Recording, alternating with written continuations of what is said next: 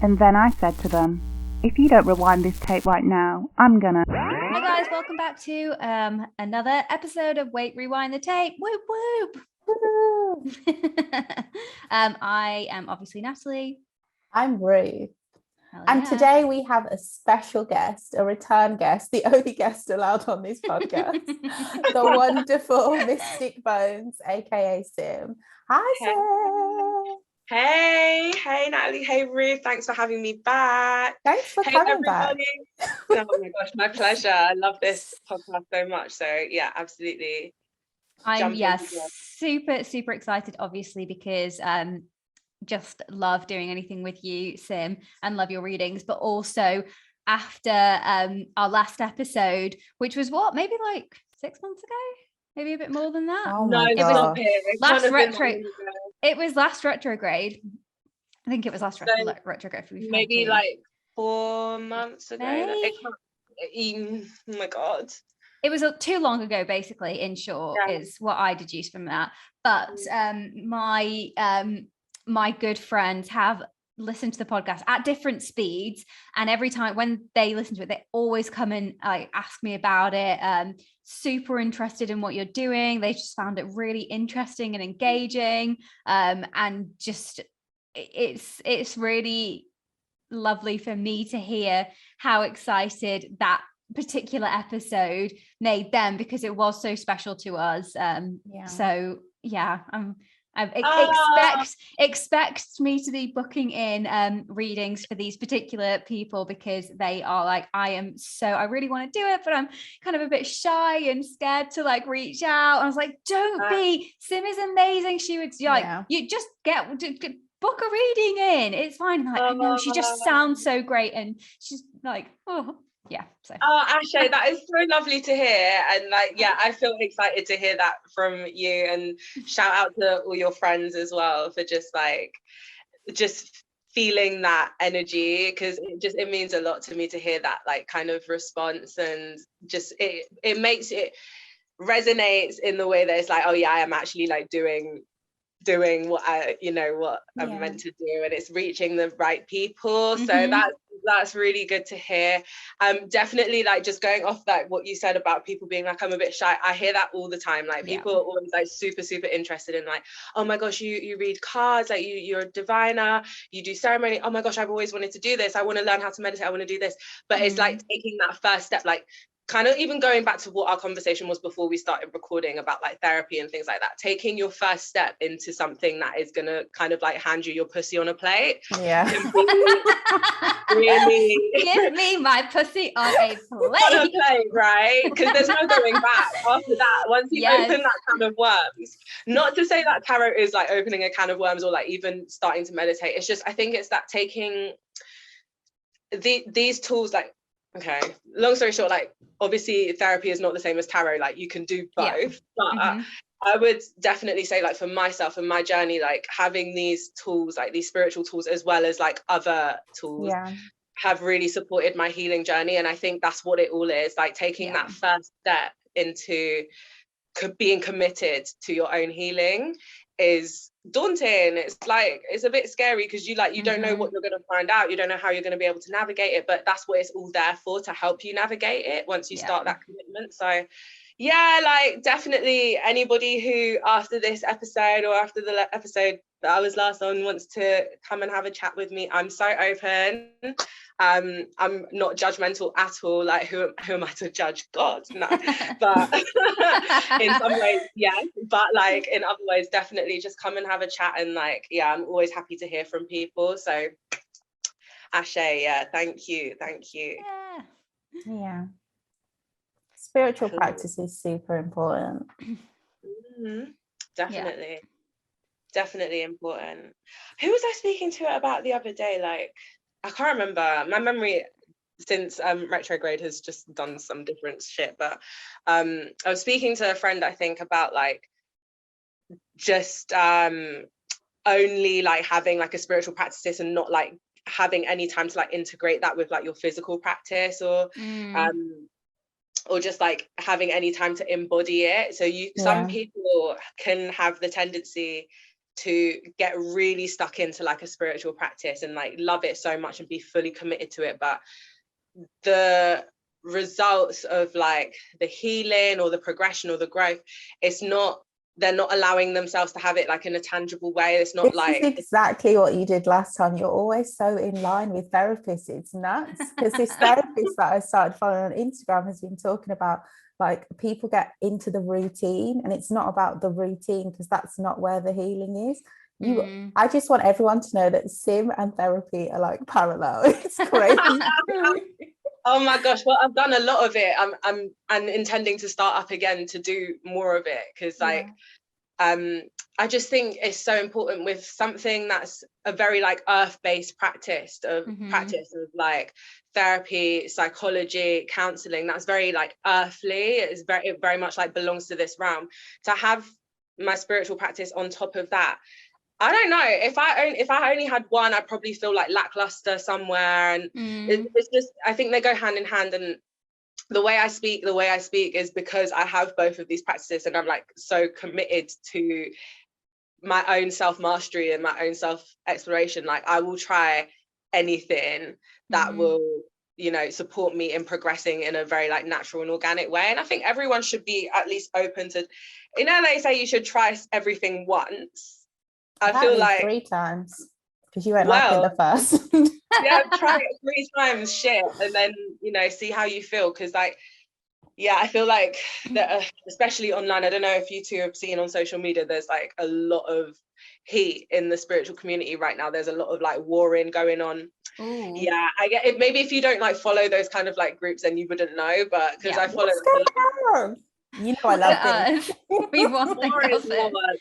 There's just warring. There's people who are sort of like warring about gatekeeping specific practices, people who are warring about spiritual leaders, or like people who offer their services like I do for a price. And there's war about that. There's war about the argument of like therapy and psychology against like spirituality, and like where you draw the line. And it's just like, basically, long story short, everything is being like exposed. Everybody's pussies are being handed to them on a plate. And this is why in my practice anyway, discernment is such a huge thing.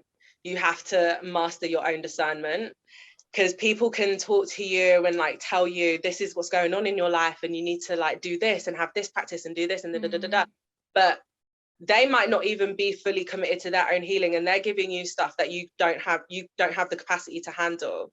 Next thing you know, you're like rocking backwards and forth in the shower. Do you know what I mean? It's like not cute. Oh my gosh, 100%. When I'm really sensitive, I can't listen to certain things because I'm scared of what I'll like internalize from it, because you just have to know. Yeah, exactly. So discernment is like really important. And I feel like oh my gosh, I kind of like cringe at the word spirituality now sometimes, like because it's just such a different thing to you now, if that makes sense. You've seen the other side. Exactly, so different. But like in terms of that, like this kind of world which you can see very clearly on just through the media is becoming an industry now. It's always been. I feel like more recently it's becoming more. Probably what you're seeing is that, so like the reason I'm so cynical about a lot of like group practices or whatever is because obviously I grew up in the church, and I grew up in the prosperity era. So you know, when pastors are like, you can have a Mercedes, you can have a plane. Like, yes, but you have to give me money for my Mercedes first. Yeah, I've seen it all. So like I'm always like super cynical of like everything, just because it doesn't matter if you label it religion, spiritual practices. I just know that is also a commodity, can also be used in that way. So I think what you're seeing now is probably the practices that you use and are sacred to you becoming more commodified, or you've either like you know the landscape well enough to have seen like the rot in it. You know what I mean? And obviously like it's like wellness. What does that even mean now? What does that even mean now? Exactly. We were in Box Park. We went to see my brother in York. We were in Box Park, and there was somebody who had painted on their door, like of a treatment room, self-care. And it's like, okay, yeah, me going for a facial could be self-care, but you're not selling me self-care. Like, you can't sell self-care. That's dumb. I don't know. No, 100%. Like, I agree with you, but they are selling self-care to people. Do you know what I mean? Yeah. So, like, to us, it's like, how can you even think to do that? And why would anybody be, no shade, but like silly enough to go, oh, I'm gonna buy myself some self-care. Like, I'm gonna go and buy this retreat package, and I'm gonna be fixed forever. To us, it might be like, what the fuck? But it's like, corruption on all levels is just everywhere, right? And that's why I'm talking about like discernment. A lot of these, with the rise, I feel like a lot of these gurus and like, and for the listeners who aren't watching, I did the bunny ears, the guru. They're selling stuff that's like a quick fix to healing, or they're just like selling like a lot of stuff.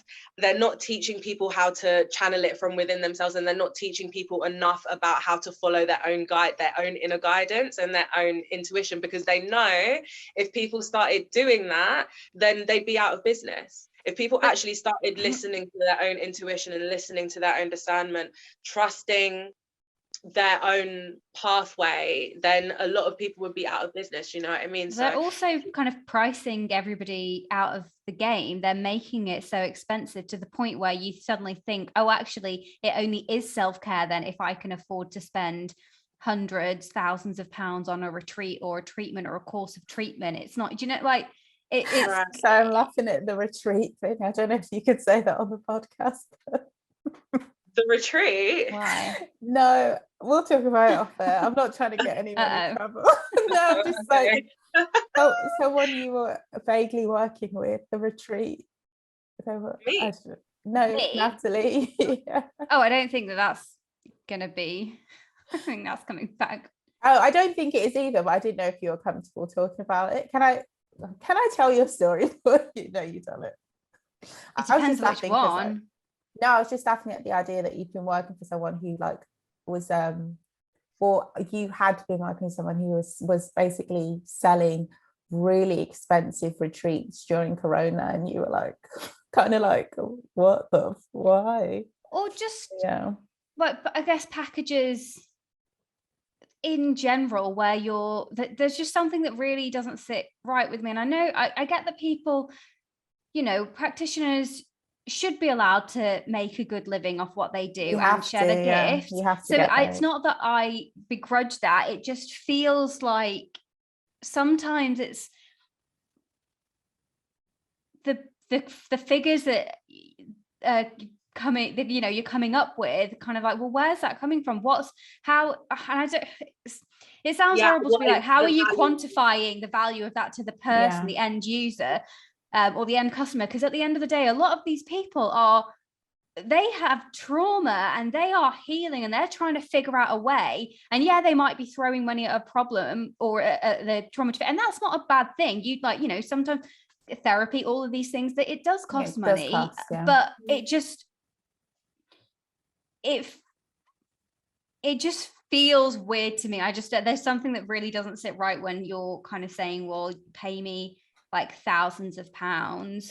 It's the price. It's like when, obviously it's not the same at all, but it's kind of like when you see like I would call the mid-level designer, like an indie brand, who are charging like £2,000 for a coat that's like made of the same fabric in the same factories as like brands that charge like 100, and you're like, it's like you're trying to market it as this thing, and I get it, but it's also like, aren't you a little bit just like ripping people off? Are you not ashamed of yourself? Yeah, kind of like, are you actually okay with this? Are you okay with saying to somebody who has severe trauma and it's coming to you like with whatever kind of trauma, you know, that my rate for a call is going to be $1,000 or £1,000. I just that think is crazy. To fit for like a kind of one-on-one private session, I'm like, but what that is, you could get months of therapy for that. And I'm not saying that therapy is more important than whatever, but I also just think there is like, it just feels weird, and there's no regulation, or Can't really be regulated, but but it's like when you join like a cult and they make you like buy into it kind of thing. Like, or when you join a church and they're like, okay, you have to pay like this amount gets you this and this amount gets you that. Like I know that I think it's silly that people are telling like you, Sim, that like you shouldn't charge, because we live in a you've got to make a living. You have to charge. That's not your fault. That's not on you. Like, for example, churches don't pay taxes in a way so that the cost stays low, because it's always been recognized that people need their faith. And I think that if that was available for everyone, it would, do you know what I mean? People would be able to charge less, but that's not on the individual. You have to charge for your services.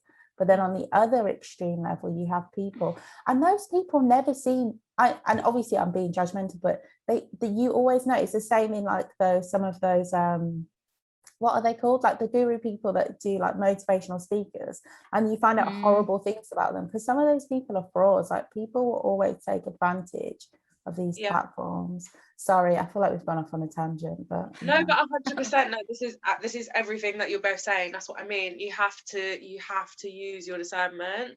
You can get so lost in the source, especially like with the way that social media is being used to like market these things. It looks really pretty because they've got like a beautiful altar, or like, I don't know, what do some people call it, like glamour spells, like the glamour spells that they put on pages. Everything looks nice, like you see these people on the most beautiful beach and they all look like they're smiling and they're happy, and it's like, that might be very real and like evidence, but use your discernment. Like, how long have these people actually been like devoted and dedicated to their own practices? Like, have they actually done the work, or are they just trying to make a quick buck out of something? Absolutely. Absolutely. And do you know what, if people genuinely have been helped in some way by spending this amount of money, like that's also cool. I don't want to say you're not going to get anything out of these things, because I think genuinely some people do. It just makes me feel a bit weird, like but who am I to say to somebody, this is how you heal, and this is... No, it's because there's such a wide spectrum of it that you can see all sides. We're just talking about those like few that really are taking advantage, because you'll always get that. Because we know you, and we see you and the way you work and the practices that you do and the way that you're offering your services. It's not like it's to genuinely help people. It's not to make a crazy amount of profit, and it's because you really embody it and you love what you do. Yeah, and it's genuine. You see, it's genuine on like the other side. Like I feel like I've seen Sim's journey and her growth, and I know what she does every day. So I could never like doubt it. You know what I mean? Because I know it's like a genuine practice. It sounds like we're being so judgmental, bloody hell. I know, yeah. But listen, we're both church kids. We've seen a lot. Leave us alone, okay? Yeah. Call me for stories. Anyway, shall we get into... let's get into it. Let's get into the tarot. So I think what I feel guided to do is just like a little collective reading for Scorpio season. Ooh. I feel like this time of year, Scorpio season, is always really, really interesting. I used to fear it just because I feel like the energy of Scorpio, I mean, in tarot, Scorpio is represented by the death card, right? So Scorpio represents all of that transformational, alchemic energy that is within us, going into like the deepest, darkest, like the depths of your water to find out like where your shadows lie and how to integrate them. That's scary to a lot of people, and that's why when you meet Scorpios, they have that sort of like mysterious dark energy about them, which is also super sexy. This time is like fire fuego for the sex life. One of It our can be. listeners is a Scorpio, Oh yeah. and he's gonna love that. Yeah, I mean, Scorpios, like, they get a bad rep. I think I am holding my hand up and say I used to also partake in giving them a bad rep. I used to be like, fuck Scorpios, they're fucking, they're nuts, they're not well, they're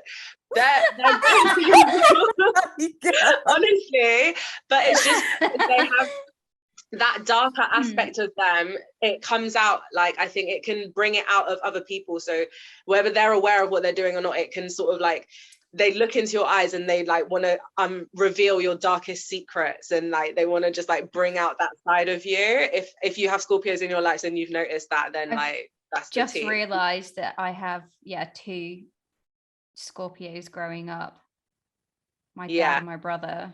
Yeah, and they want to like bring out that side of you, and then they also have the transformational like death aspect. So the thing about Scorpio, what they teach us is how to appreciate life in a really wayward way. Sometimes they teach us how to appreciate life. They teach us how to appreciate the light, because they deal with that realm of the shadow so much. And so bringing that back into balance this time is really amazing, kind of like coming from Libra season as well, which is where you're meant to learn about how to balance things out and how to like bring justice into your inner worlds and your outer worlds. When then after you come into Scorpio, you should have already integrated the medicine of how to balance the shadow and the light together, and so that it's like a more harmonious journey through the season, because you're dealing with the realm of death, you're dealing with the realm of the shadow,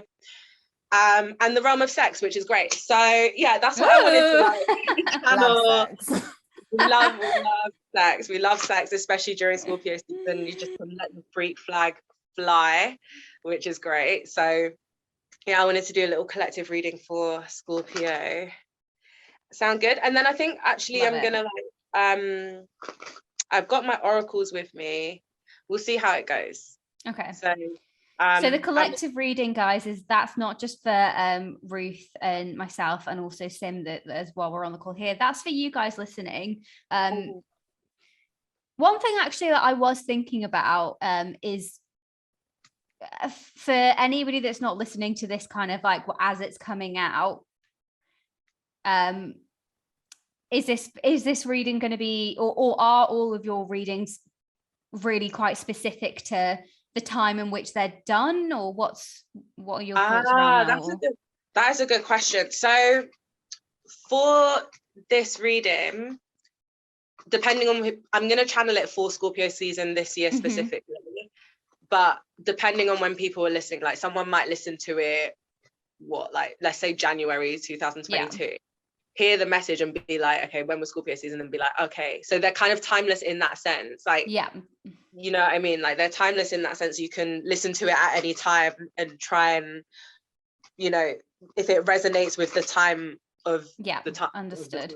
But yeah, that's basically it. But otherwise, most of my messages, like when I channel for you two individually, I'm thinking I've got in my head like a specific time, like it's a general message for you if that's what you've asked for, but I'm kind of seeing it within like a 3-month period when I've channeled for you both individually.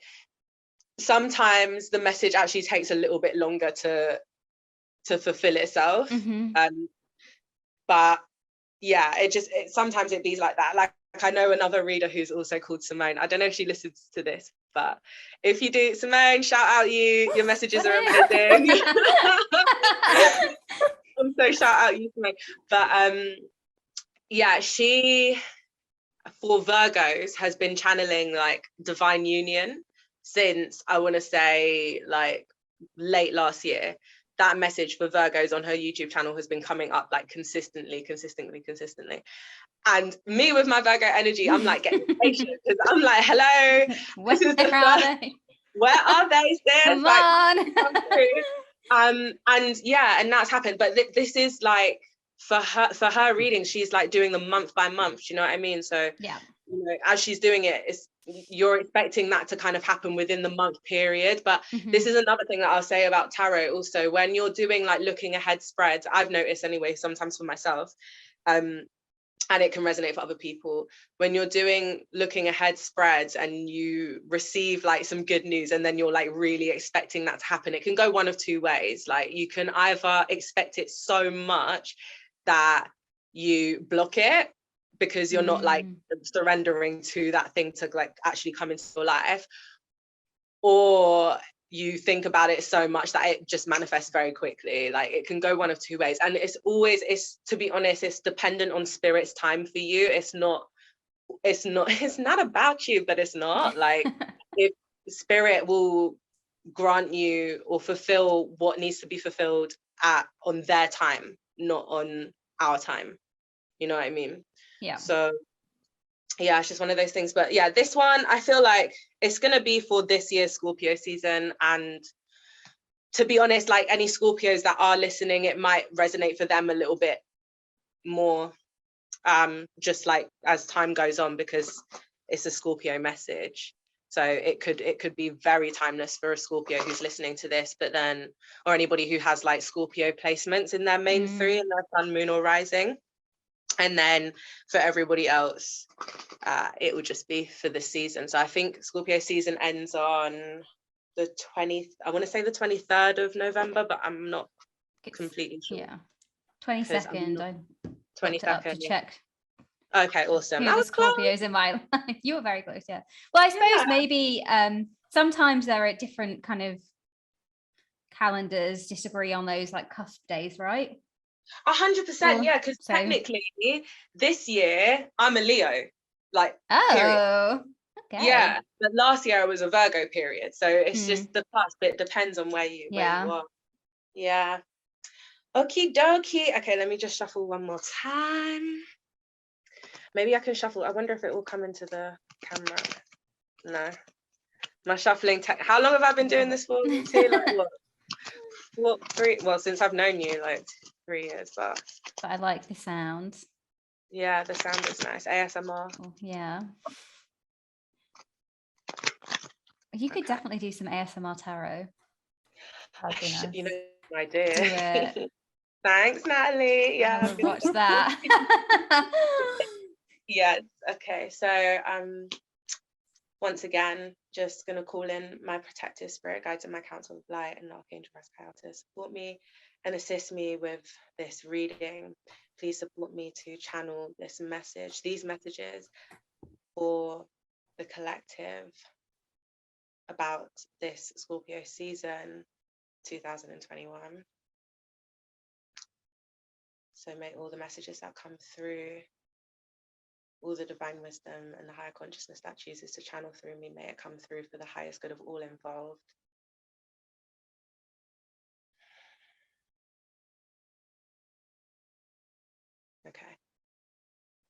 Okay, so the first card I'm gonna pull is gonna be for what, through Scorpio season, what the collective what the message is for the collective on an internal level. What is the message for the collective energies internally through Scorpio season? Please protect the spirit guides. Thank you. Okay. What is the message for what is the message for the collective about this Scorpio season externally? What is our external message? What is our outer world? The message for our outer world during Scorpio season as a collective. Thank you. That's nice. Love that. Love to see that. Love to see that. Gonna get, what as a collective do we need to heal through Scorpio season? Thank you. What as a collective do we need to learn through Scorpio season? Jesus. Thank you. You see that? Yeah. Yes. Oh my goodness. Oh my gosh. It's heal, learn. No. In, out. Heal, learn. Okay. let's stop there. I think that's Mhm. good. And then I will get additional messages. So the first message is what, as a collective, we are looking at internally, what the message is for us on our internal level. So we've got the 9 of Wands, okay, through Scorpio season. This is interesting to me, but not surprising. What I'm sensing here and what I'm feeling here is just like, and this is probably going to sound really quite harsh, but what I'm sensing is just like a collection of like traumatized people coming to sort of like a defense and like a battle within themselves, hiding away, which is like really, and I don't know if hiding is the right word, but it's the only word that's coming into my mind right now, which is kind of interesting to happen through Scorpio season. Like, as I said before, it's about that sort of transformational death realm. And I think like through that, people who are experiencing like traumas coming to the surface, and things coming up from the realm of the shadow within ourselves that need to be healed, that might invite some people to either consciously or unconsciously like run somewhere and just stay there and just like wait for something to like so that they have to defend themselves. Like, do you know what I mean? Like it might invite people to just escape in some way from their environment, from themselves, so that they can, what's the word I'm looking for? Like they want to like, they're just like on the defense, like waiting for something to, almost like waiting for an attack to happen. You're like, do you know what I mean? Does that making sense? Like you're like anticipating an attack happening, right? Because of the trauma.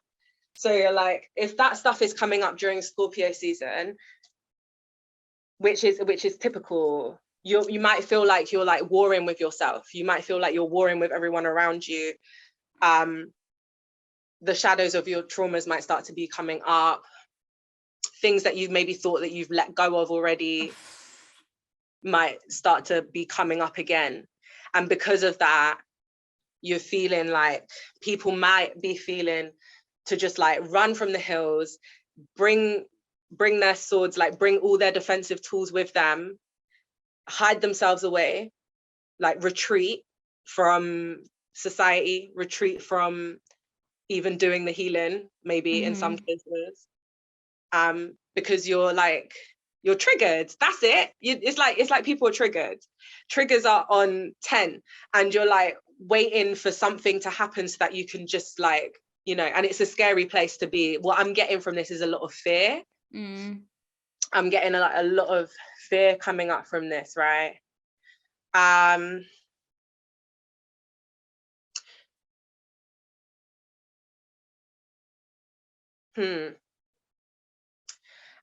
you know, for some reason,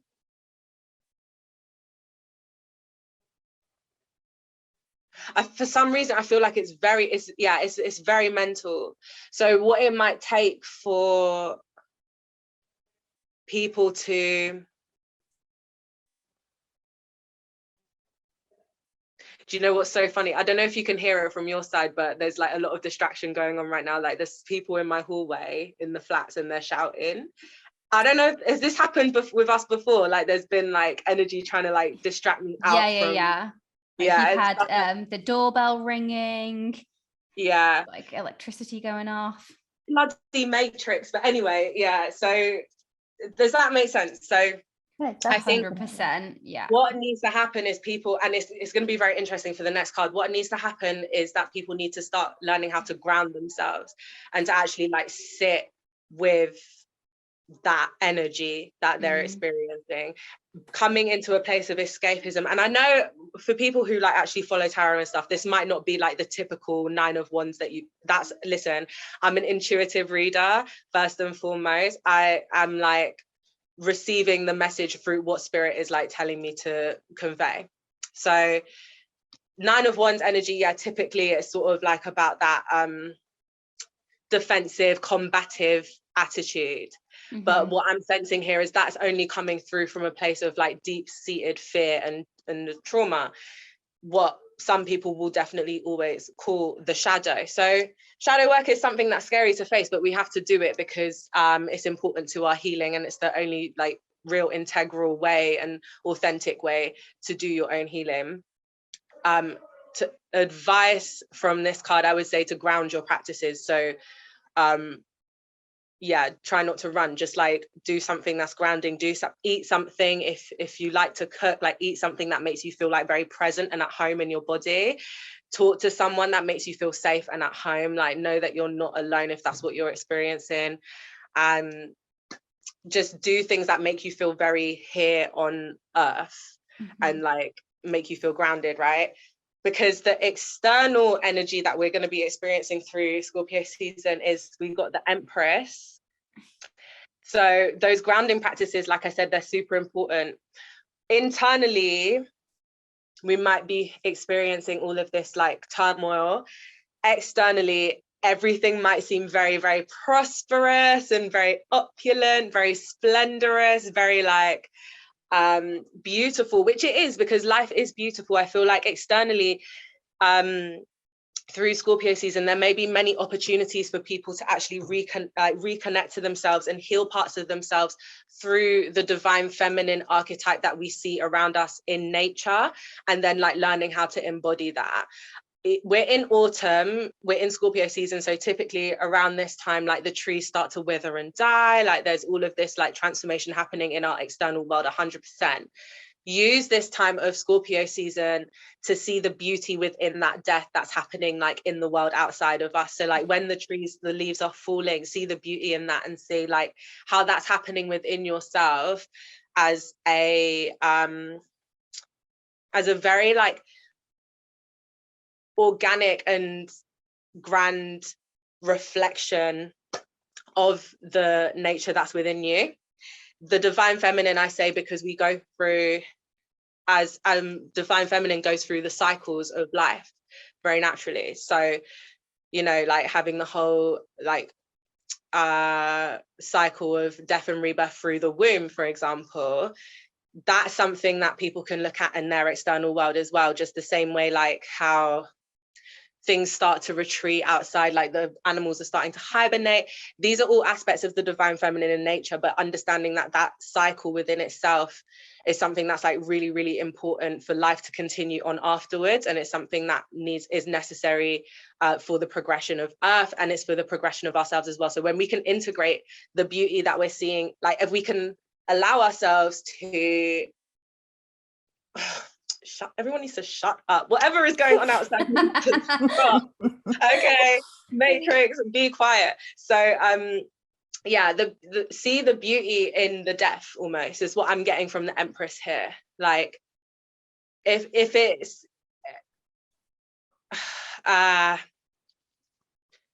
yeah, like the beauty in nature, the beauty in the cycles of the divine feminine in nature externally through Scorpio season, allowing ourselves to view that and embody it as we go through our internal changes and our internal transitions. Because the Empress is an archetype who is very like just about it, like she's just opulence. She is just opulence. She just is like so comfortable in her natural creative design to create prosperity for herself. Do you know what I mean? Everything is beautiful. Everything is absolute beauty. So I think even we need to see that even within this time of the year, externally in our world, and then relate that back to ourselves, because that's what it is. Everything is like a reflection. Okay, so does that make sense? Yeah, perfect sense. And then for what we need to heal is the Ace of Swords. So yeah, the realm of the mind. I think this is so interesting. Okay, I feel like there's maybe with the Nine of Wands energy, what's happening for us potentially, like through Scorpio season for some of us, on an internal level. And then we've got this, oh god, ooh. Okay, let me the image of the Nine of Wands here, this is like a male figure internally. Externally, we've got the Empress figure, like for what's going on, and then we've got the Ace of Swords here, but it's got the symbol of the triple goddess at the base of the sword.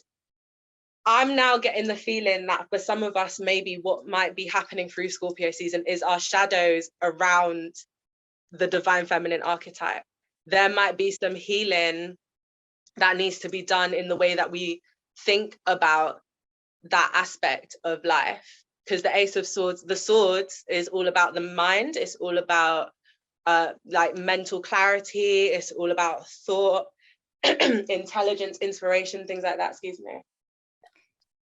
So what we need to heal, and I did say with the Nine of Wands, I think it's a very mental thing, and which is why grounding is so important, because like earth is a feminine aspect also. So what we need to heal, I'm getting the feeling, is collectively there's some work that we may need to do around sort of the mentality around the way we view the divine feminine, or the way we think about the divine feminine, what inspires us about the divine feminine maybe, or what doesn't inspire us about it. There may be some healing work to be done there. If anybody yeah, sorry, can I just pause this for 1 second? Sure. Okay, awesome. So with this Ace of Swords being here also, what's the word? Oh my God, not aspects, help me, for something that is like, oh my gosh, you have like a theme, and then you have things within that theme. A subcategory? Like elements, or kind of elements, yeah. It's not elements, but I'm gonna say elements. There's another word though, like elements. like, no, it will come later.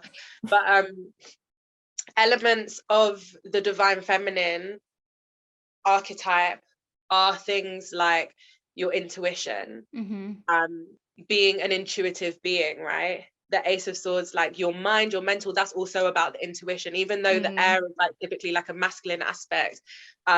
This being here and everything we were talking about earlier, I feel like this is also a message of us being able to heal our intuition over through Scorpio season, right? So allowing the thoughts of thoughts that might come into the head that aren't yours to carry, allowing those to die, and transforming your intuition into something that can empower you through the healing of the divine feminine, like whatever that means to people as they listen.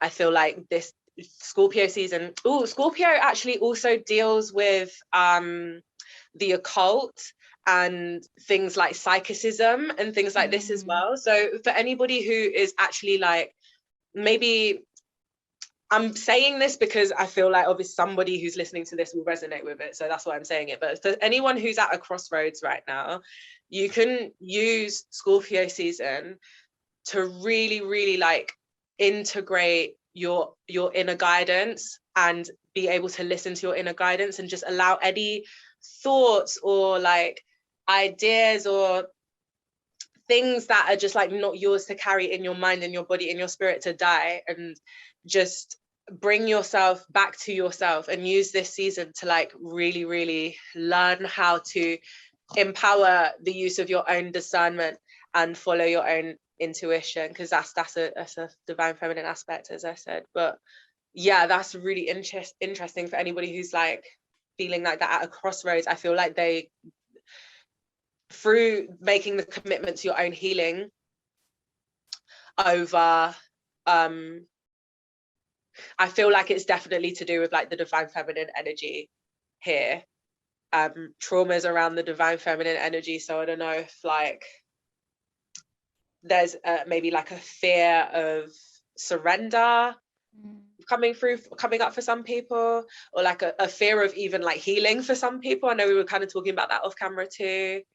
There might be a bit of a fear around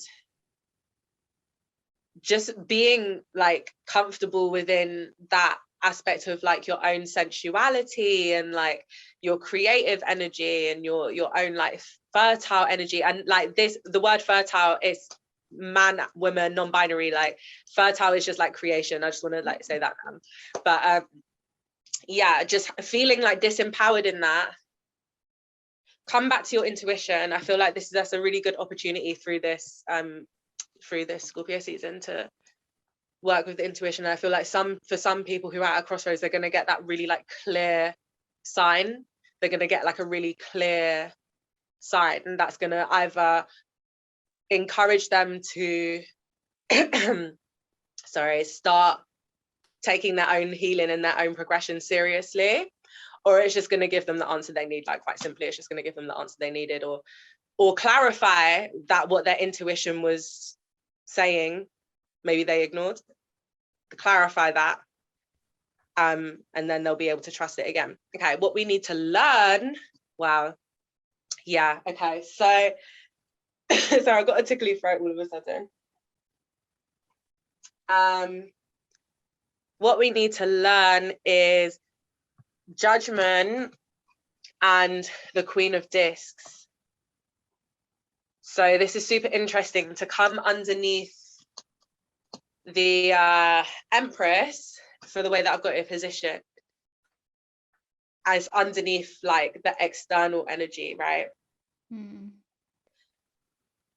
Queen of Discs, this is like the nature card. Like it's the same as the Empress. It's about like the divine feminine aspect in nature once again, but it's also about being in taking control of your earthly matters, taking control of your earthly abundance, like being in your domain in terms of things like that. So what we need to learn, excuse me, with Judgment being here,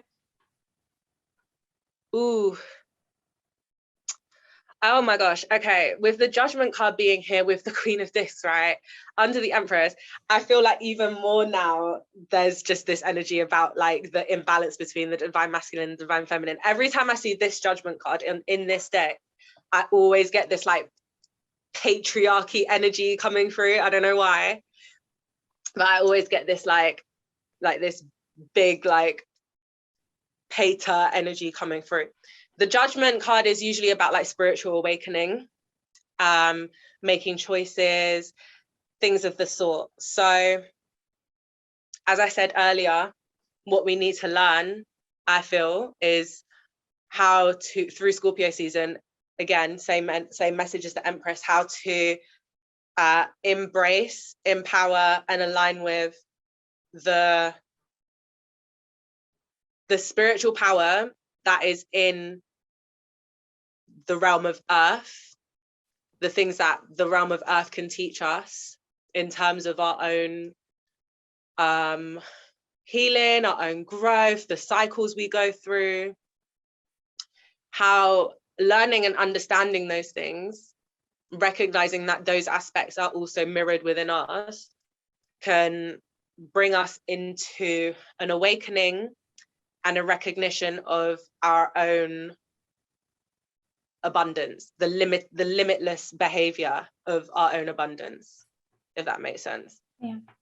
I don't just mean abundance as in terms of like money. I mean just in every aspect of the word abundance, just like no limits whatsoever. If that makes sense, I feel like that's what we need to learn. But for some reason, this is like really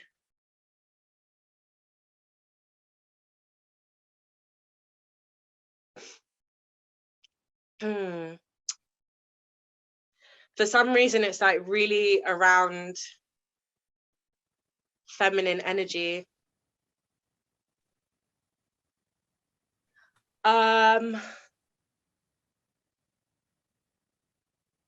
Yeah, there's something also for some people here probably around motherhood as well, like mothers,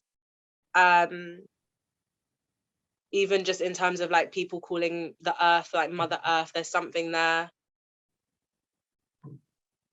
because I'm looking at these two and I see this like really big mother energy coming through, and then you've got like the father energy here, and then you've got like this scared little child boy. So maybe Scorpio season can teach us also how to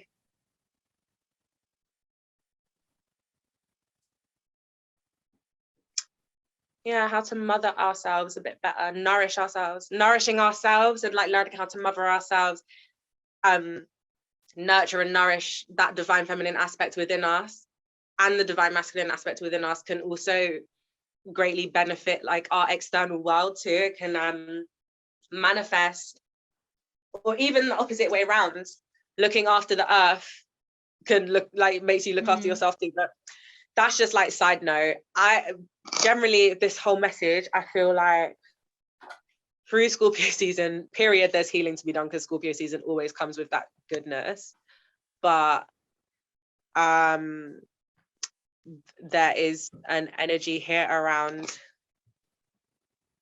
Okay, my key themes through this part of the reading are, okay, surrendering to fear, like when fear comes up, sitting with that and actually going deeper into it instead of running from it, and operating from a place of a triggered wound. So like sit with your fear, mother yourself through that fear. 2, listen to your intuition. If you have been doubting your intuition, Scorpio season is gonna come and rock you and give you the sign that you needed to know to not ever doubt your intuition ever again. And 3, observing the cycles of nature and recognizing that they happen within ourselves to bring you closer to spirit. Those are my main takeaways from this reading. I would just get one more additional message, and then I'll get an oracle card and round up. Okay, does that make sense to both of you? Oh yeah, 100%. A bit too much if you ask me. And not just for me, for people. I know there are things where I'm like, this is yeah. Awesome. Okay, cool. All right, let's get any additional messages for the collective spirit guides about Scorpio season. Thank you. I'll get one more. Thank you. Yeah. Okay, so the first card first card that fell out is the 5 of Cups in reverse. So yeah, where the sort of energy of like dwelling on the past and like wallowing in that pity and like things like that, I would say, where this card is usually like, get up, like don't sit there and wallow and stuff, like don't just focus on the past so much that you're not able to even look ahead or anything. With this being in reverse, I would actually say like I will stick with what I said, like when those feelings come up, like actually sit with them, but also this being in reverse is telling me that they're actually this might sound a bit mean, but they feel to me like quite surface. They're not actually as deep as maybe we'll see. Okay, that's an additional message. But also we've got the 7 of Wands, which is to say, you see this like feminine female figure fighting all these batons off of her. Okay, so 7 of Wands, combative, defensive,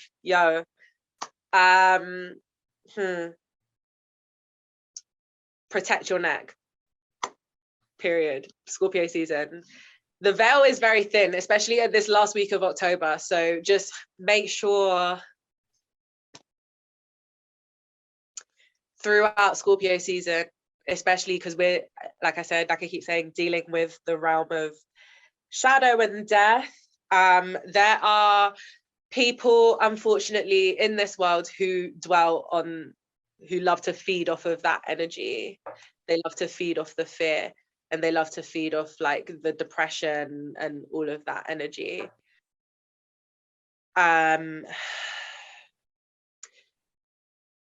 Self-care is a form of protection. You don't always have to fight. You don't always have to answer. Warriors know what battle to choose, right? So I feel like through Scorpio season, just be mindful of feeling attacked over being attacked. So just protect yourself. Just be mindful of those things. And then we have the Knight of Wands in reverse as well. So this to me is just like a slowdown of energy. It's just a slowdown of like passion. Maybe for some people might be feeling, because of all the stuff that might be coming up, some people might feel a bit like lackluster. Some people might feel a little bit like they don't feel motivated, or even a deeper level than that. Some people might feel like, because things naturally slow down, like as we see in nature, they naturally slow down, they naturally start to just hibernate and retreat. Because of that energy, if it starts to internalize itself, some people might feel like bothered by that, like might feel really, really bothered by that and unsettled by that. Just surrender to it. Just did you see something just pulled off my blood clot headscarf? And I'm saying sitting here with the cheek to tell your listeners to protect themselves. Listen, about the veil being thin, yeah? You see these spirits, they think they've got jokes. Anyways, what I was saying, no, actually though, protect yourself, like spiritually, physically, emotionally, mentally, important all the time. Not even just through Scorpio season, like all the time.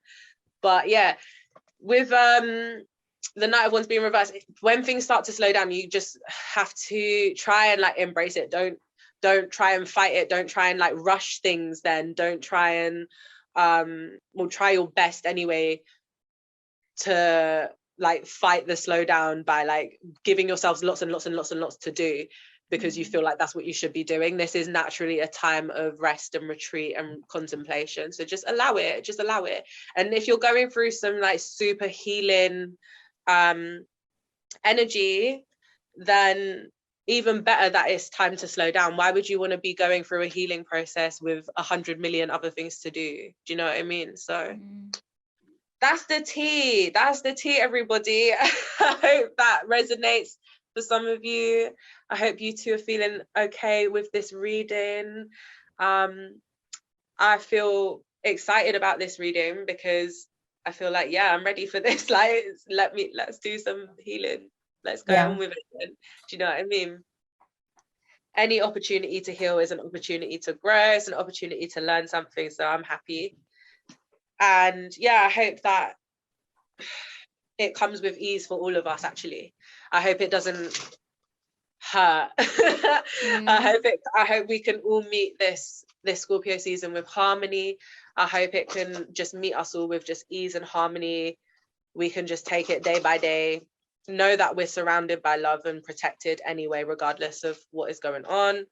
So yeah, that's it. I'm just gonna get a couple moon cards, and then when I get off this call, I'm gonna stick my head out the door and tell everybody in that hallway to shut the fuck up. Like, how dare you? Do you not see me here working and you're making all this noise? I'm actually rude. So wow, yeah, just on the bottom there, I'm seeing a new start is coming. New moon. There she is. Okay. It's the final messages from the moon for the collective through Scorpio season, please. Thank you. These are my new cards I got for my birthday. I love them. Yeah. Yeah. Just want it to be the one, actually, I think, because they're not really shuffling. I'll try shuffle one more time. Okay, thank you. Can I have one more, please? Thank you. Okay. I was like, fine. You're not going to believe this. You're actually not going to believe this. On the bottom now, guess what? Work through your fears, new moon in Scorpio. That's hilarious. There it is. And it's 21:21 Interesting. on the clock as well. That is joke.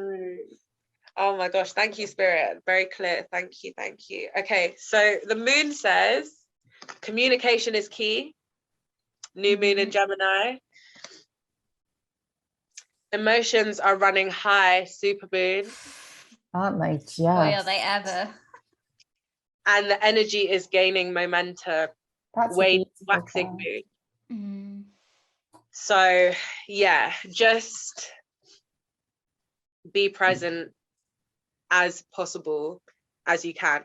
Grounding, I think, super important through this transit. Scorpio is a water sign, very deep water sign. So I feel like when Scorpio comes around, there's opportunity for us to dive deep, but we have the strength to swim back up and take a deep breath and then go down again, or we go down like we're not coming up. So make sure you are taking your deep breaths. Make sure you are getting outside as much as is possible, physically possible for you. When you're taking your baths, if you take your spiritual baths, like make sure you're really like cleansing yourself with that water just to purify your aura, because yeah, this time it can be a lot. It can be, but it doesn't have to be. You can meet it with harmony as long as you will it to meet it with harmony. That's the tea. Thank you so much, Sim.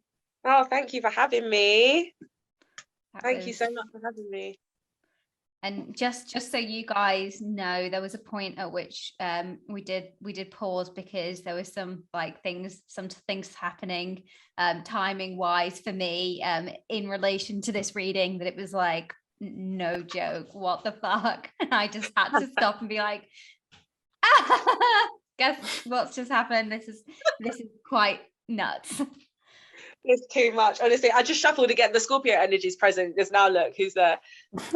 The grim is there. But yeah, thank you both so much. Like, I love reading for you both, and like just being in your presence is lovely. So thank you so much. Can't wait till we can do it in real life. I know. Oh my gosh, I'm so excited to like finally be able to see you both again. Yes, please. Okay, one love. Enjoy the rest of your time on the podcast together, and thanks for having me. Thanks, Sim. Bye. Bye. How'd you find that, Ruth? Oh, it's a good message. I'm not gonna lie, I was a bit nervous about getting a reading. That's like I've been very easily spooked lately. Like even as I'm sitting here, I always record like this. As I'm sitting here, I'm like, it's so dark. I'm like, it's so scary. I know it's dark, but it's like so dark. Don't do that, because you know what I'm like. I also spook easy. I've like honestly, October has just made me a bit. But yeah, to be honest, the reading really resonated, like all of it, because like I am feeling a bit like defeated in my own head. I'm definitely feeling a slowdown of energy out of nowhere as well. I was like, had a nice little pace going, and then I'm like, maybe I won't do anything, and then also, or not do anything, but like what I'm doing is not what I planned to be doing. And then like the Empress like energy, I'm feeling like my exterior like life lately, especially like the weekend on Saturday and stuff. I had such, compared to my usual Saturday, like I got dressed up, I went out, I went for a really nice dinner and stuff. It's just like I'm definitely feeling that glamorous energy, but I'm also like a little anxious as well and scared inside and not really talking about it and just ignoring it. But I think there are reasons. I don't, Well, there always are. You got to go dive, take a deep breath. No, and I think dive. there are some pretty surface level reasons. That's why when Tim was like, yeah. it's probably not as deep as you think it is. I'm like, I know. Do whatever. You got to take a deep breath and just bob your head to the surface. Honestly, it's like you're drowning in a puddle. I mean, look, it only takes an inch, right? You can tell that to the judge or the priest. Both. But it really does only take an inch. I tell that to the gynecologist. I agree. I also think, just as a general thing, obviously there was some things that personally resonated with me in that, but generally thinking about like this whole year and everybody just, I feel it too for sure sometimes, where I just find I really struggle to like respond to people. And that's, I feel like a lot of people are just doing it. You just don't, it's like that hiding yourself away, because it's just been, I don't know, I feel like I don't know how to interact anymore, and sometimes I just don't even have the energy to do it. And it's so like, I'll realize that I just haven't messaged somebody back for days, which isn't like me, because I really don't have that many people to keep track of. Like, do you know what I mean? It's not like I'm inundated with messages and it's like, oh, like I could easily do it, but I just it's like I'll leave that there for now, because I just don't know what to say. Yeah. But there you go. I feel like it would be a bit inappropriate to talk about going to a fancy dress party for Halloween after the reading. Oh, okay. Well, you said that now, and the listeners will be like, but now why? So yeah, well, I'm gonna. They'll be like, I want to know. Just, I've got a party coming up on Saturday, which I'm excited about, just because, you know, it's always nice to see good friends. Costume party. Obviously, I haven't prepared anything for it. I don't have an outfit. I thought you were looking into it. Of course, I'm looking into it. I've got some ideas. Obviously, you want to know the ones that are on the table? You already know one of them. Duthie the Vampire Layer. Oh, is that just an option? I thought you were definitely doing that. No, I thought that could be an option. I thought I briefly toyed with the idea of maybe going as Miss Big Tits. Oh my god, that would be amazing. Oh my god, right? One day we have to have a golden age of porn party. I already have my outfit. Who are you gonna be? I'm gonna come in this high leg leopard bikini, because I'm never gonna wear that otherwise. I feel like that's an ecstasy in LA moment. What was the one where they were like, the guy was like on a business call and they were having sex outside on the sun lounges? I think that was Ecstasy in LA. It's like, sorry, no. I think that was the one. Let's Talk Sex. Yes. Yes, because it was a fantasy. God, yes. I think it was Let's Talk About Sex. The one that was like, I kept saying it's like Wolf of Wall Street. I can't. Wolf of who? Or it's the one. There was a blonde lady. Was it? There was a blonde lady and I know. And then there was the photographer. The female photographer and then the guy that was doing, was it that one? Porno? Because if it was, that makes zero sense. But I can't. God, what was that one called? I can't remember. I think that was Ecstasy in LA. It sounds like an ecstasy. I think we should have an Ecstasy in LA themed golden age of porn party. That would be so good. Yeah. In freezing cold England. Mystik is a contender. That's a really good costume. Yeah. Or Kelly Kapoor. Well, you already know where my vote lies. I actually don't.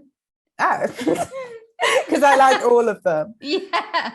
Kelly Kapoor would be an once in a lifetime. I Actually, could no, you could go every year as Kelly Kapoor I if you could wanted in a do different Kelly outfit. Kapoor as Miss Big Tits. That's too complicated. Simplify. If you have to explain it. Anyway, look, the point is this is for Saturday, and do I have an outfit? Do I have anything for any of those options?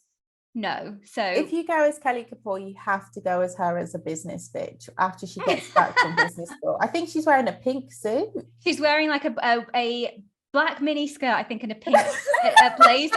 Of course she is. Yeah, or maybe it is a full pink skirt suit and glasses. I want to see. And now I'm searching for like her outfits. Oh my god! Oh, there's so much to choose from. Yeah. No, it has to be that blazer. You have to get a satin. It's like a satin. It's such a deep pink. It's almost purple. I'm looking up now. It's such a good outfit. Kelly Kapoor business. You guys, I'm like really smart now. If anybody asks me anything, I'll be like, blah, blah, blah, blah. It's so funny because when I actually fantasize about being really smart, which is something I genuinely do, in my head, I actually sometimes I'm just like, I imagine my answer being like, oh, blah, blah, blah, blah, blah. I know everything. Blah, Look, blah, the blah, details blah. are really unnecessary. It's just the fact that you look smart and you act smart. Doesn't matter what you're saying. Oh, I'm confusing. I know I'm not confusing outfits. That's a different episode. No, but I think we were both confusing outfits because this isn't the one that I Are was you looking at the of. one where she has the pin? It's like a satin Oh. blazer with a pin. Is that even satin? No, I'm looking at the one where she's got a purple like bow top and a black skirt suit. Oh, what You know episode is that? I don't know. It's also the one where she's saying the business bitch. Oh, that is the one. Is she wearing like a black jacket? Yeah. Yeah, I was confusing outfits. That's the one. But this But is my I'm favorite. thinking about the one that I think I'm thinking about the one you're thinking of. Yes, I God didn't knows where realize they that's were. from. That's the one with the pink blazer. I didn't realize they were two different outfits. I thought it was the same episode. Just because you're a smart business bitch doesn't mean that your wardrobe has to be one note. Oh my god. Yeah, I'll send you the one I'm thinking of. That is a good outfit. Oh my god. And I love a freaking skirt too. I love it. You never get to wear one. Well, I don't. Not now, yeah. Not in this economy. Those are the days. Money did used to go on trees, by the way, to the listeners. Maybe because I didn't have to earn it and I could just spend it, but it was better. Life was better. It was more abundant. It was just cash. Before you had to pay your own way. Yeah. Before I had to rely on my own skills for my earnings. Jesus. Thanks for helping me with that little conundrum. Yeah, we've once again just gone into a personal conversation on the podcast that it's something we would talk about anyway. I was just like, let's just record it. Yeah, well, that is might not have got to this point. Phenomenal outfit. Oh, fuck you if you didn't. You'll never know I said that.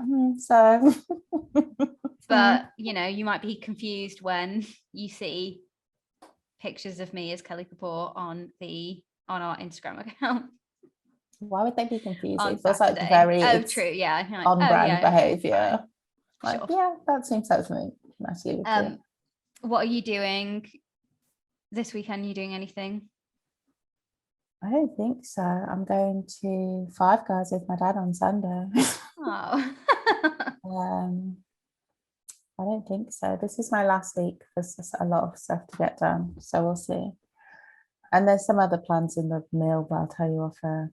Nothing exciting, listeners. Just me making more bad life decisions. Nothing to write home about. Nothing to do a poorly timed Instagram story about. Oh, I hope you look forward to it. Oh my god, I wanted to tell you, somebody reposted Like Rapunzel. Reposted. Oh Yeah. man, they're reposted. That store. Oh my God. I've been watching so much. You know the show The Store? No. Or Superstore. Superstore. Yeah, I do I'm like know The that. Office, The Store. I do know that. I do enjoy that show. I've just watched it I'm watching it now for the first time. I'm obsessed. It's so good, isn't it? I can't believe how into it I am. But you're watching on Netflix, right? Yeah. So did you clock the fact that they have mixed up the episode order? I don't know whereabouts you are at the moment. Oh, there's 2 episodes that are in the wrong order. Yeah. Where they show you this like a season, the season starts. Correct. And then it goes back. Because you're like, but I just thought what they were the just fuck? ignoring it. Like they haven't resolved the problem. I was just like, no, maybe that's part of the show. Then they go back and I'm like, oh my God, the fact that I just accepted it and didn't even question it and just carried on watching. That means everyone is doing that. They should really fix that. I'm not going to tell them. We've spoken about it on the podcast, or what rather, I've told you about it and we haven't spoken. I've just said it. Yeah. But now it's like, you watching that show. And now you noticed it too. It's not what I expected. It is good. And oh my God, I really fancy that guy who was in Mad Men. He looks like a what are they called? Ventriloquist doll? Yeah. Wait, who? The main male character. Male, yeah. Jonas. Fuck, what's he? Oh, right. Yeah. Sorry, I was thinking about the manager. I was like, not the main male character. Yeah, no, how did I forget about Jonah? Oh, I fancy him too. Yeah. Okay. Sure. I fancy him in Mad Men. I fancy him in this. And now I'm like, okay, maybe I just fancy him. He's fine. It's like a ghost of a man. But yeah. Oh my God, speaking of ghost man. Fairly on brand for me if I think about the people. Oh my God, I'm attracted 100%. to. God, ghost men. Yeah. I went to see June this weekend. Oh yeah, any good? Starring ghost man Tiffany Smollett. What's that man's name? What is Timothy Chalamet? Oh, whatever. Tiffany Smollett. What the fuck? I called him Smollett as in Jussie Smollett. I don't know where that came. Anyway, whatever. Yeah. He's in the film. Oh, so hot.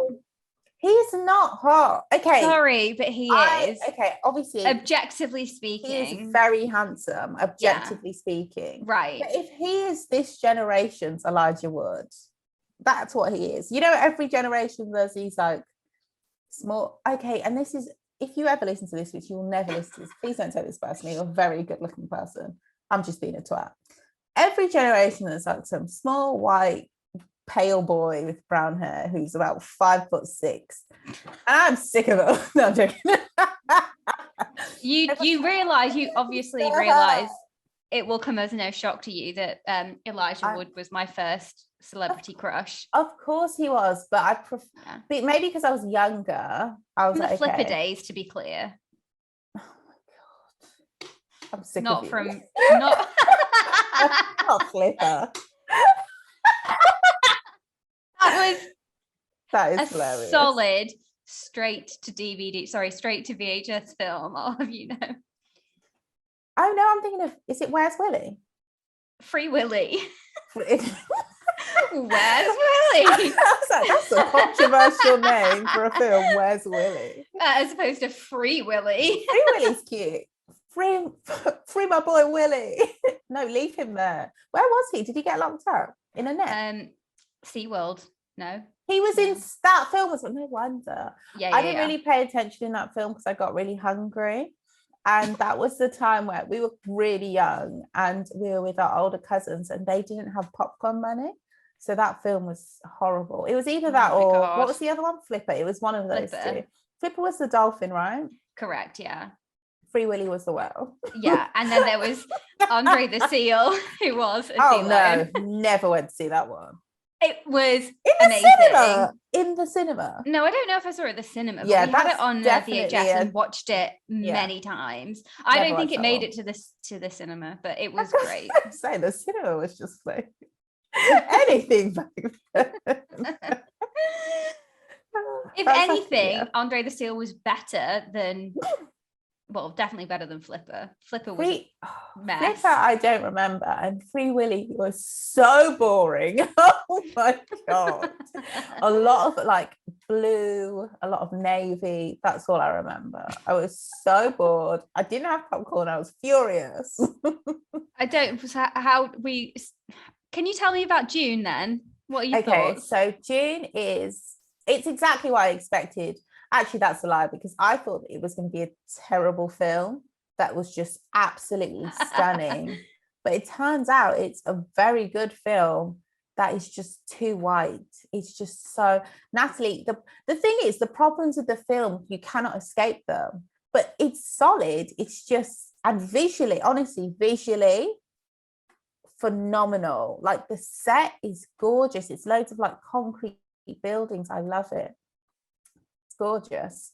But there's literally people like darker skinned black people and people who look Arab.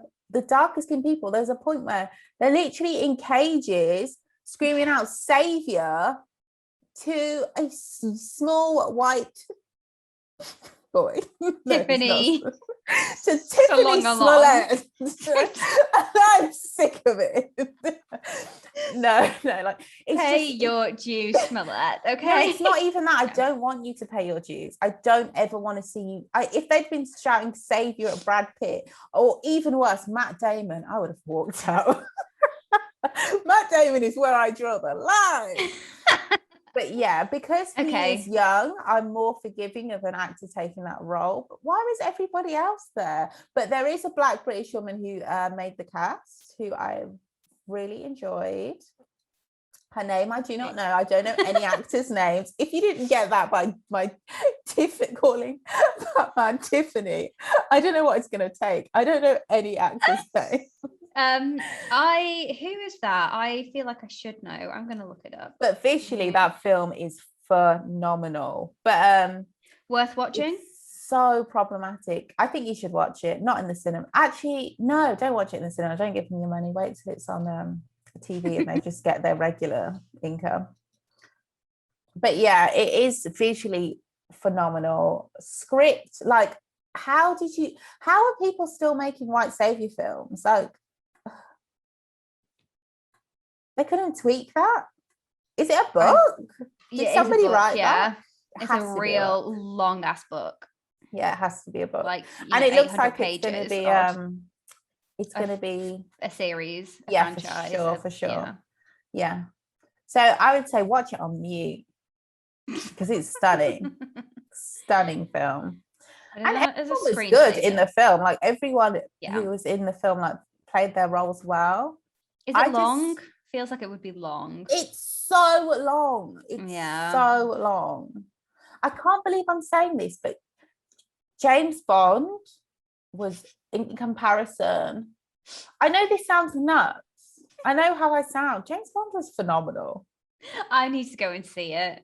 It was so good. I feel like the villain was so underdeveloped that I almost was like, but aren't the James Bond villains always like, okay, we're just going to think of a few fun characteristics and just put them together and give you a couple of lines to make you an icon.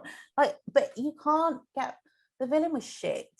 But the film, and by the villain, I don't mean the actor who plays the villain. I mean the actual villain, like their backstory. I'm not buying convincing this at all. I'm like, this feels very not GCSE drama, like university drama. So still like good, but like not as good. It needs to be better. But it's also like 007, so they're never going to really have like that much. No, I refuse. Everything else was on point. It's the villain.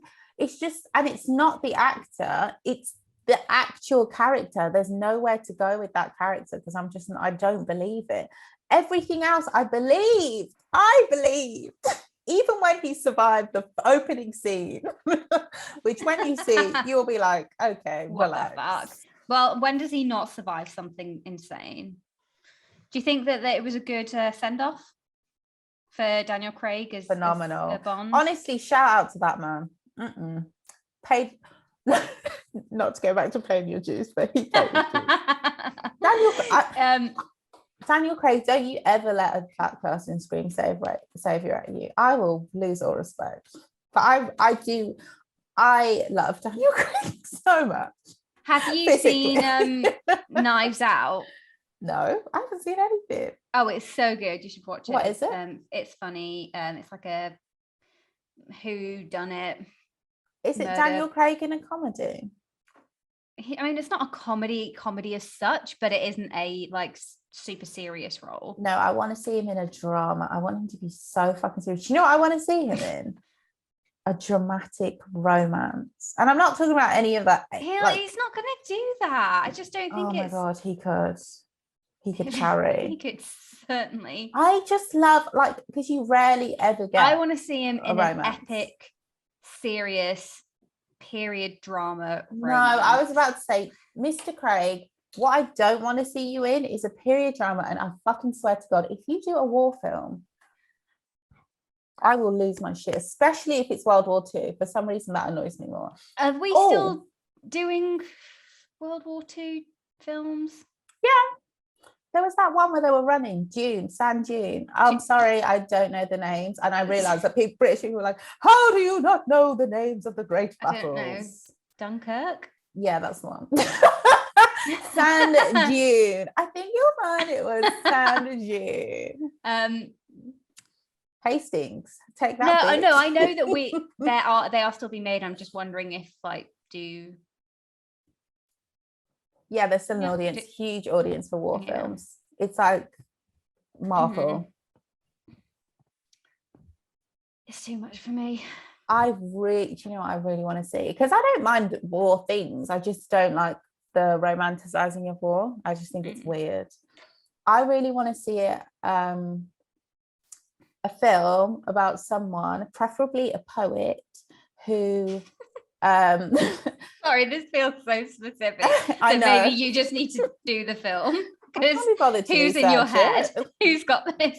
Okay, so it's a film. There's a poet who refuses to go to war and is due to be executed. First of all, it's about him.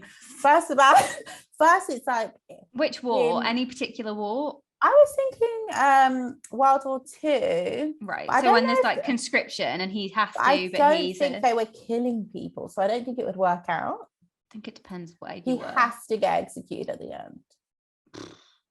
It's like Green Mile. That's what happens in Green Mile, right? Correct. Okay, cool. Yeah. I always confuse Green Mile and not 8 Mile, but the other Mile film. What? There are just two. 8 Mile, Green Mile. There's a film called that I always get confused. Not Full Metal Jacket. What am I thinking of? Trust the names of films from SpongeBob. No, I'm joking. I don't know. I honestly don't know. But yeah, June is visually great. Yeah. The white savior thing needs to just die. I don't know how else you can do it. Maybe don't make those films. I could tell it was a book because it was just so freaking developed. I'm like, nobody just thought of this just now. No. This is not How to Lose a Guy in 10 Days. This is not He's All That. This is not my poet war film. Oh my God. Cool, maybe I'll see it. I feel like, you know what, I'll see Bond first, although again, I'm just I feel like I really have to want to see something to go to the cinema now. Oh no, yeah, I think the only reason I saw Bond is because my dad insisted and it's his birthday, so I couldn't say no. Yeah. And I went thinking I'm gonna sleep, and I couldn't believe how good it was. June, I slagged off all the way there, didn't want to go again. It was free, so yeah, but it was good. Oh my God, we went to the Everyman. I'm carrying down the drinks and the popcorn. Can you imagine me with 2 glasses and some tall popcorn on a tray going down a long flight of stairs? Obviously, halfway, one of the glasses falls, smashes against the wall, shatters off the floor. I'm soaked. Oh no. Drama.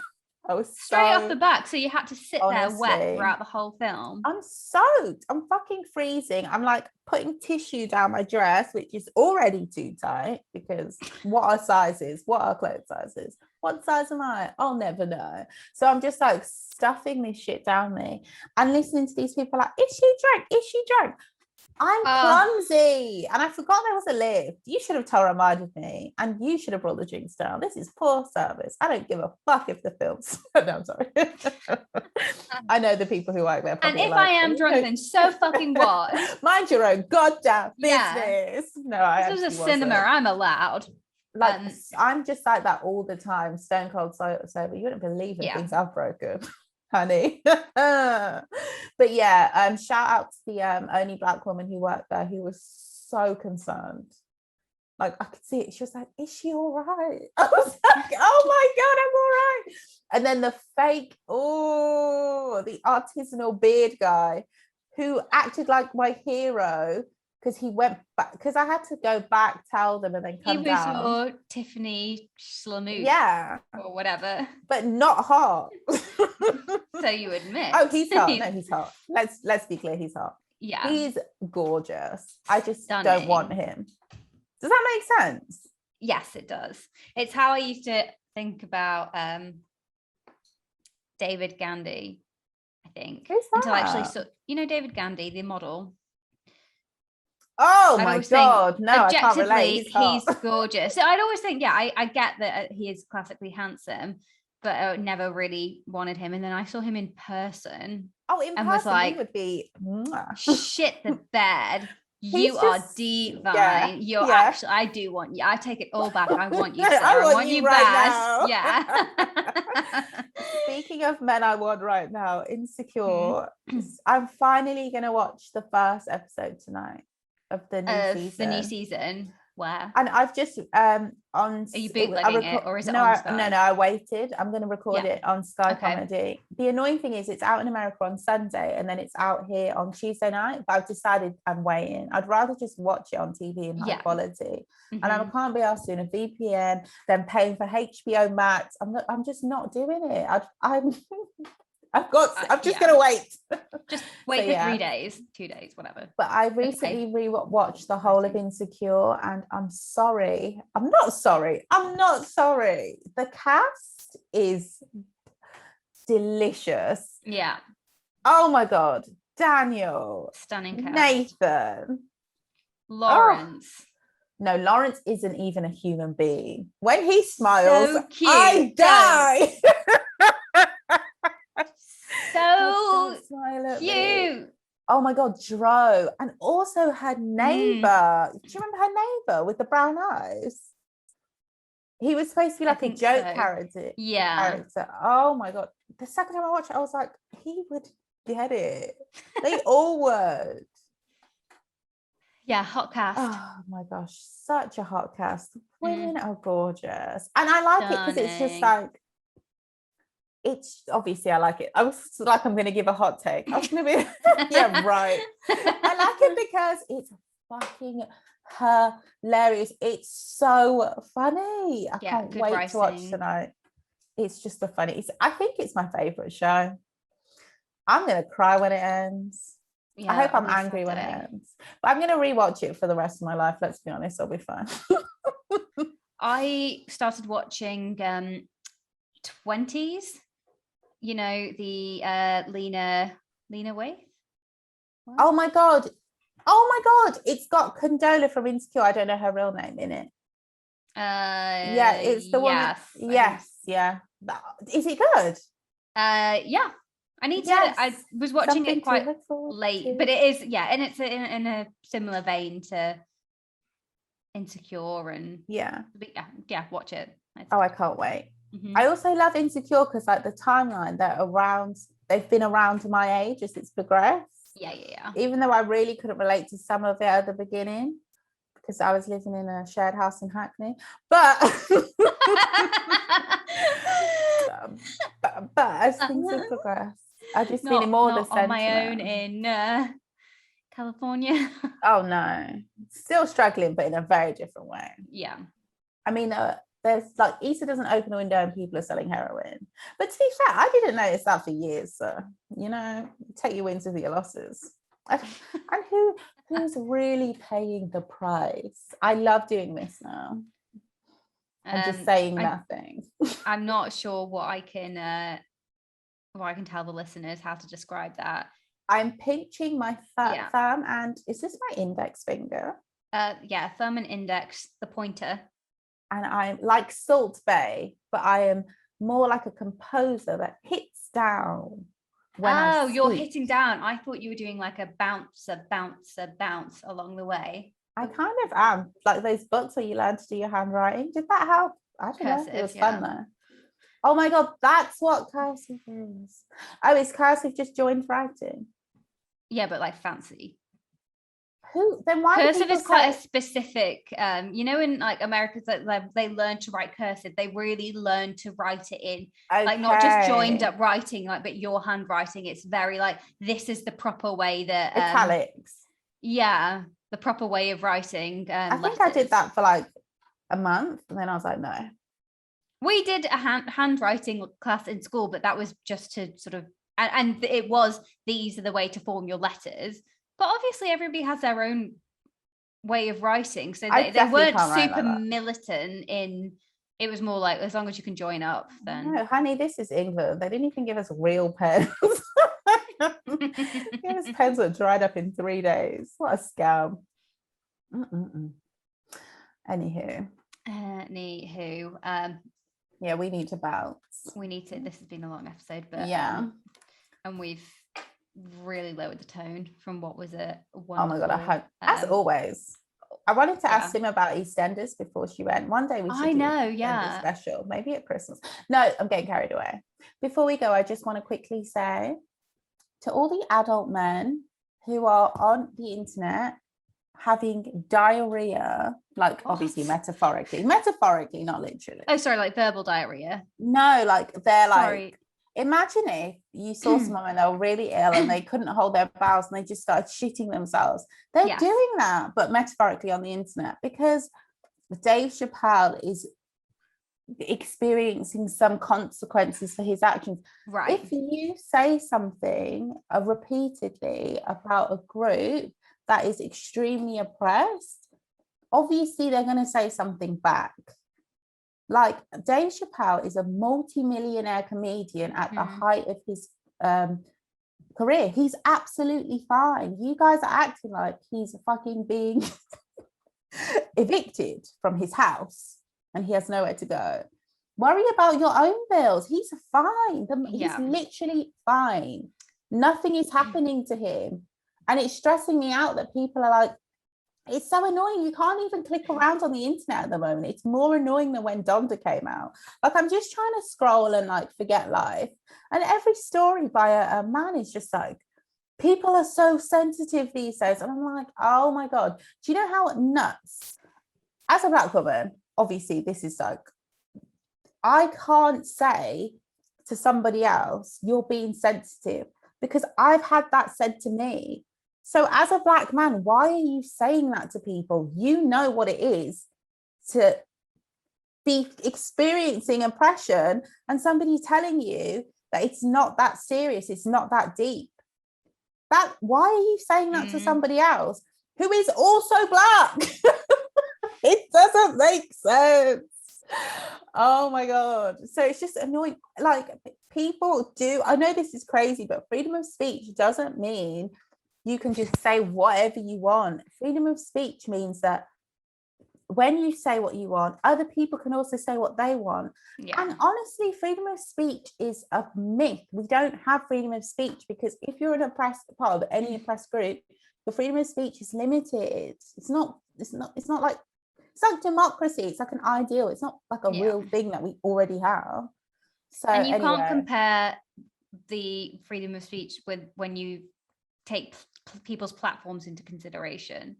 Yeah, like Dave Chappelle's speech goes a lot further, and people are gonna be like upset or disappointed. Like, that's not your business. Stay out of it, because at the end of the day, he is fine. Like, don't join in this nonsense. Rise above, man. Evolve, for God's sake. Everybody's sick of straight men, so evolve or shut the fuck up. You're never going to shut the fuck up if you've proven that. But I don't even care about, like, I'm not saying I don't care, but I'm not even specifically, I don't know what Dave Chappelle said. I don't engage on that side. I just know that every few days his fan base just feels like they're at war, and it's like, can you all relax? We each have our own real problems. Like I said, he's a multimillionaire, his career is thriving, he's fine. Allow people to voice their upset and hurt, and even if you don't allow them to, they're going to. I hate when people are like, oh, everyone's like got a platform now. What, you mean everyone in society through the internet is able to voice their opinions, so can't be silenced? Oh no. Shut the hell up. Nothing works both ways.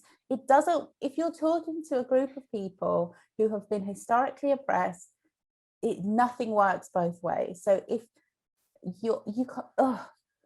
your problems and their problems are so different, what they're up against is so much harder than what you're up against. So just relax and don't come for trans people. Like, trans people are all white, because that's so dumb. Who do you think is really feeling the heat of being trans? It's Black trans women. What the fuck are you on about? I'm not saying it's easy for anybody to be trans. I'm not saying it's easy for anybody to be gay, but like, come on, being Black as well, that's a different kettle of fish. I'm sorry. I'm glad I've got that off my chest, and I do feel better. Good.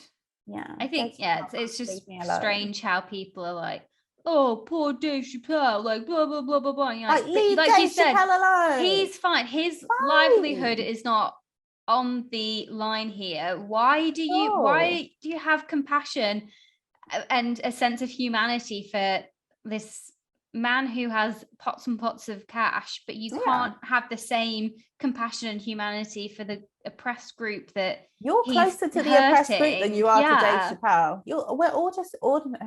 If you're so worried about the fact that people are, getting hurt and people are losing money and people might be losing jobs and that their careers might be at risk, then divert your anger to the people whose lives are at risk. Not the person whose life isn't. And the thing is, he's unaffected. Like, he'll still do his next special. He's still touring. Like, he's fine. You're right. Nothing has happened to him. And also, he doesn't care about you saying, he can't see your leave post. Dave alone. He doesn't fucking care. He doesn't care. He doesn't like you. You would in a heartbeat be the butt of a joke if it was gonna give a laugh for some people. And I would laugh because it would be funny. How about that? And on that note, oh my God. Yeah, the whole thing is just people's fans are just, I don't know, I just pray to God I never become a stan of anyone or anything, even myself. Like, let's just all be rational here. We're all flawed, imperfect human beings who have grown up in a fucked up world. Be your own biggest fan. No, don't. Not stan. That's overrated. Not stan. We should get that on a mug. Yeah. Oh my gosh. But yeah. And don't call yourself a civil rights activist because you're trying to stand up for an extremely, not even specifically Dave Chappelle, because people do it a lot. If you're standing up for an extremely wealthy man, like, that's not the time to become an activist.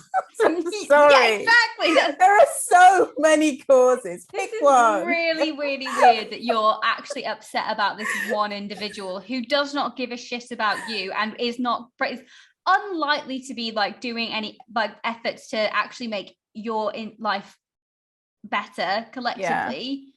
Yes, he's thriving. He's fine.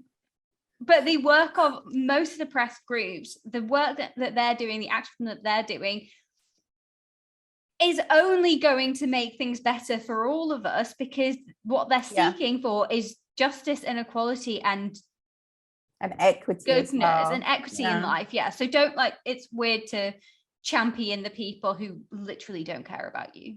They're fine. You lot are right. It's like when people are like, leave Queen Elizabeth alone. I'm like, What is wrong with you? He does not give a shit. Queen Elizabeth is sipping tea in a palace. Why are you worried? Weirdo. Oh my god. Anyway. Yeah. Good night. That's it for now. Oh, I mean goodbye. It's not night for you guys. Goodbye. Whatever it is, enjoy the rest of whatever it is that you're doing. Yeah. See you later. Bye. And then I said to them, if you don't rewind this tape right now, I'm gonna.